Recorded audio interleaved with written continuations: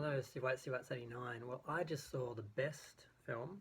Um, Hidden Figures. I wanted to see it in the cinema, missed it. I can't remember why I put it off and then it was out. Bought it on DVD. Didn't have the time to watch it because I wanted to sit down and watch it properly. I wanted to give it like an evening. And well, thanks to Rona, I had the time. And it was so much better than I thought. It's beyond inspiring and interesting. I'm just so glad to know that despite the racism in America and segregation and all of that in the late 50s and the early 60s, they actually managed to have to get past some of their prejudice and actually there were African American people who actually managed to work at NASA and were integral to actually getting someone into space. And when I think of now that achievement and that history, I know that it wasn't just a bunch of white people. And yeah, there are a lot of black people who would have been involved who didn't get to because of the situation, because of racism and everything. But the fact that some managed to get past that because of their brilliance, because of their genius, because of their resilience, I guess, they managed it. And also just the fact that the white people who were there and in charge managed to get past their own prejudice to actually see the value of these people and to have the goal be more important than their own issues.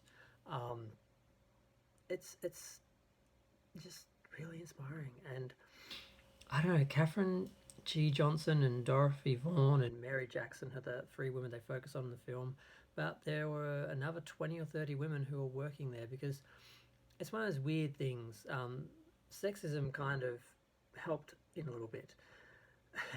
Basically, the engineers thought that calculating all these numbers and all the things um, was beneath them. So it was like a secretarial thing. So a bunch of women got the actual job to become computers. And before we had computers, there were people who computed data who were called computers. So before they were machines, they were people. I didn't know this.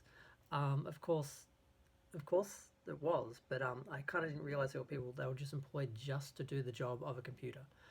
Um, and this mostly went to women because men thought it was beneath them, which meant these women got to get in on that level, and then they got to show what they could do and that they were important. And even though they brought in the IBM and computers came in, and they started to use them, they didn't trust them for a while. It took a while for that, and I'm surprised that the story took this long to be told. I'm just surprised that nobody knew about it. I remember the first time I heard about it because the film came out a year or so ago, or 2 years ago. Um, and I remember being surprised, but I just thought it was a couple of exceptional individual women who somehow, were geniuses and just got brought in as advisors or something. I didn't realize it was people who got in just on like the ground level and just rose above um, the situation. So I'm just kind of flabbergasted sort of by that history because I didn't really understand it. So I don't know. It was just a great film. You were rooting for them, and fortunately, I didn't know that much of the history of the first manned flights.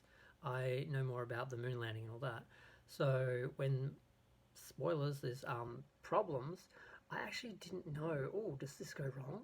I actually wasn't sure, so I'm sitting there, just like holding my breath, waiting to see what happened. I'm like, it couldn't be bad. There could be something bad happen. The film wouldn't. It'd be a different sort of film if if something went wrong. But and it's interesting because obviously people my age came a long time after this, and I remember speaking to my mother about the space race and all that, and what it was like to, did she watch the moon landing? Did we watch it in Australia? We were actually, if you have seen the film, is it The Dish?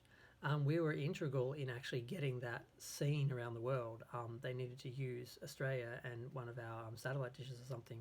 So we were very well aware of it and we did watch it. And Mum was there. Also, Apollo 13.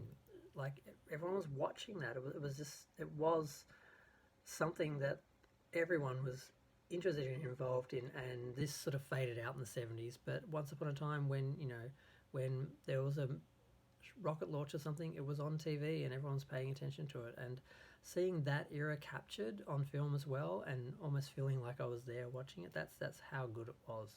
So I really loved this film. I knew I was going to. That's why when I missed it in the cinema, I was like, I need to give it like an evening. I want to really spend some time. But I was supposed to be watching like 3 or 4 films tonight. I'm trying to get through all the classic films and great films that I've put on hold. I've got thousands of DVDs. I just don't have the time to watch them. Just like I've got whole bookshelves full of books I do not have the time to read. But with Rona, I sort of figured, well, you know what, you actually have the time now. You don't have any work left. Just focus on this, and at least if you end up like dying or something, at least you can get all your movies watched and your books read before this happens. I sort of was saving them for a rainy day. I'm like, well, today's kind of that rainy day. You probably should read all your stuff and all that because you could Rona or not, you could get hit by a bus tomorrow, and I couldn't imagine not reading some of the books I've got, not watching some of the movies I've got. So I'm really trying to get through the classics and all these things. I watched Big the other night. Somehow I'd never seen that. I mean, it was on TV. I saw a few scenes, but I didn't watch it. Trading Places, Twins. There are all these classic movies that somehow I have not managed to watch. I'm just going to determine to sit down and watch them all. And this was one that I kind of really want to see, so I put it ahead of all the others because I was trying to go in some sort of chronological. I wanted to do the 80s first, but I really just wanted to see this film because I was so interested in these women's role in the space race, and I'm just so glad that they were there. And now when I think about that time, I think back to it, I know that despite all the racism, there were people of color involved and who were part of it, and that they were appreciated and they got to contribute um, and change things. And it's just really inspiring. I mean, I know from being a Star Trek fan, Cheryl Nichols' role in NASA and getting the first female astronauts and the first black astronaut into NASA in the 70s and the 80s. But I sort of didn't think much happened in the 60s. I didn't realize, but I think at the end of the day, um, I'm guessing scientists and these very intelligent people were just a bit less racist and a bit less ignorant and more easy. They just adapted easier. And when it came down to unity and this task, we have to get these people on the moon. We have to beat the Ruskies.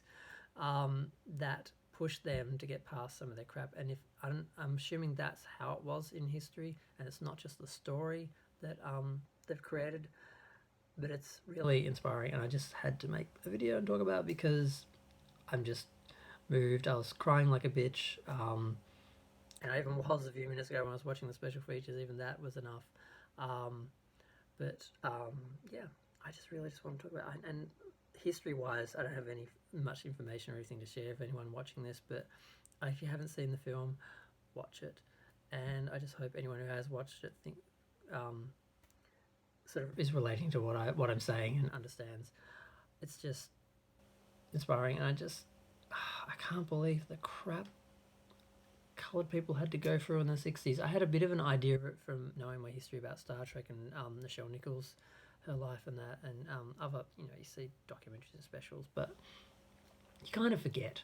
And it's not something, segregation is not something, obviously that I lived through, because I don't know what it would have been like to be a white person watching this and be okay with it. I don't understand how they went along with it. I find it absolutely fascinating. But then again, I look at the stupidity and ignorance and racism that we have today, and then I sort of think, well, I can kind of see that person with less education believing in something like that and supporting things. So it's just fascinating. It's a great movie. It's a fascinating era.